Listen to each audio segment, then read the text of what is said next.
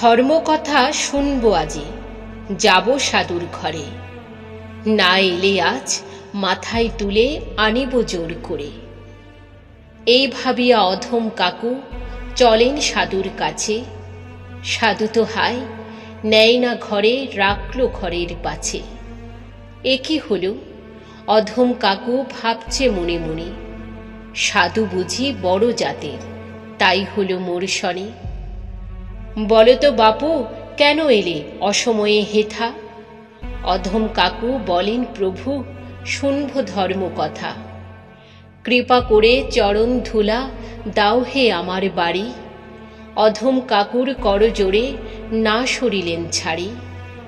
আচ্ছা বাপু, যাব তবে, আমি প্রসাদ ভোজি।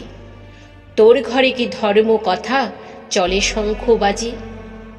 অধম কাকু নত শিরে বলে কেঁদে কেঁদে, না গো প্রভু দিন আমি, যা পাই তা খাই রেধে।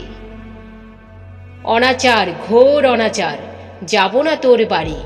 রেগে মেগে প্রভু এবার মারল এমন ঝাড়ি।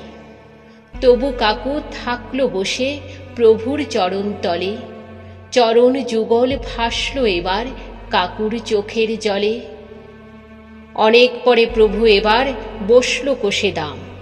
আমার সাথে যাবে কজন, পারবি রাখতে নাম? খাবার দাবার আরামে বল, হবে না তো ত্রুটি? কাকু বলে, না গো প্রভু সবে যাবে জুঠি। এক প্রহরে ধর্ম কথা আমার হবে শেষ। টাকা কিন্তু 40,000, তবেই হবে বেশ। এত টাকার ধর্ম কথা? কাকু ভাবে বসে, যা ধর্মই তো, পুণ্য হবে, না নিয়ে যাই চুষে। সাধু এবার করল শুরু হিংসা নিন্দা নিয়ে। অহংকারের মাটি চাপা নিজেই গেল দিয়ে।